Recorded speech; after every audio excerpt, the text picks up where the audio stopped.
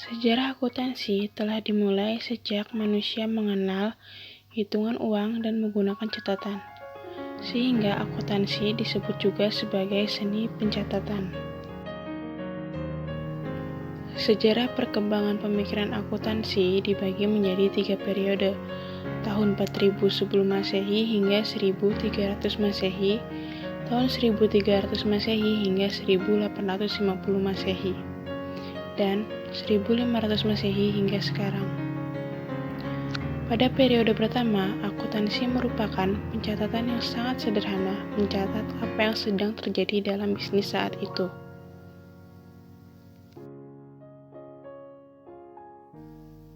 Periode kedua merupakan pengembangan dari periode sebelumnya, di mana lahir double entry bookkeeping. Pada periode ketiga, perkembangan pemikiran akuntansi tidak hanya mengenai debit dan kredit, tetapi sudah menyentuh kehidupan dalam masyarakat. Akuntansi mulai diterapkan di Indonesia tahun 1642, tetapi ada bukti yang jelas terdapat di pembukuan Empire Society yang berdiri di Jakarta, Indonesia sejak tahun 1747.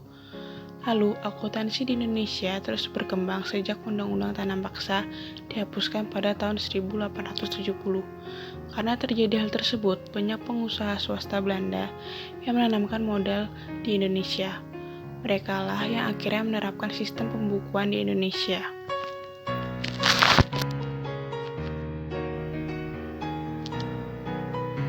Pendidikan akuntansi di dalam negeri mulai dirintis pada tahun 1952 oleh Universitas Indonesia yang membuka jurusan akuntansi di Fakultas Ekonomi UI. Hal ini membuat perguruan tinggi lainnya mengikuti langkah dari Universitas Indonesia. Pada tahun 1954, Undang-Undang Nomor 34 dikeluarkan untuk mengatur pemberian gelar akuntan, dan tanggal 23 Desember 1957 didirikan organisasi yang menghimpun para akuntan di Indonesia yang bernama Ikatan Akuntan Indonesia. Pengertian akuntansi. Akuntansi terjemahan dari kata accounting yang berarti menghitung. Secara garis besar, akuntansi adalah suatu proses yang diawali dengan mencatat, mengelompokkan, mengelola, menyajikan data, serta mencatat transaksi yang berhubungan dengan keuangan, sehingga informasi tersebut dapat digunakan oleh seseorang yang ahli di bidang dan menjadi bahan untuk mengambil suatu keputusan.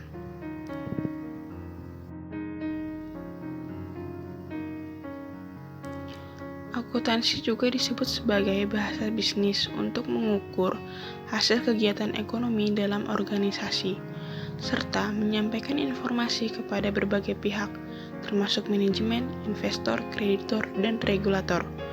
Berbagai teori sendiri telah banyak dikemukakan mengenai pengertian akuntansi. Bagi sebagian orang, ilmu akuntansi berkaitan dengan sistem hitung-menghitung, tapi faktanya akuntansi tidak sesederhana itu.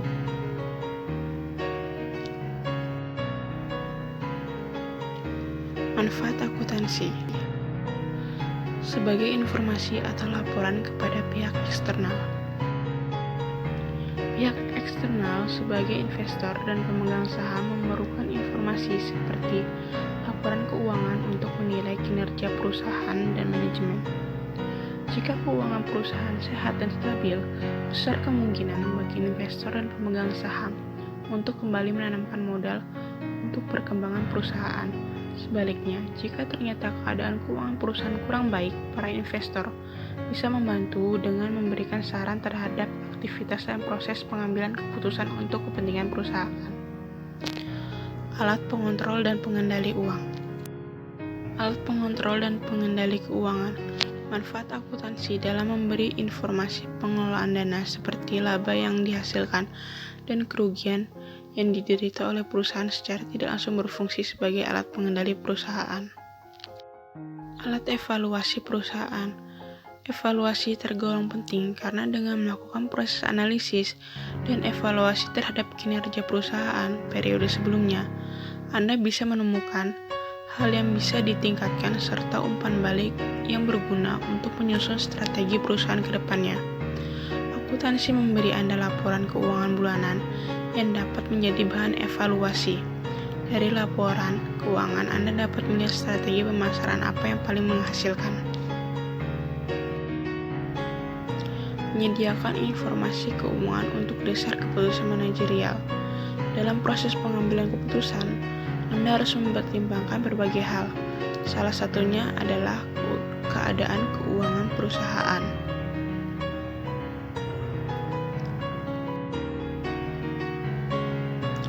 Dasar pengalokasian sumber daya.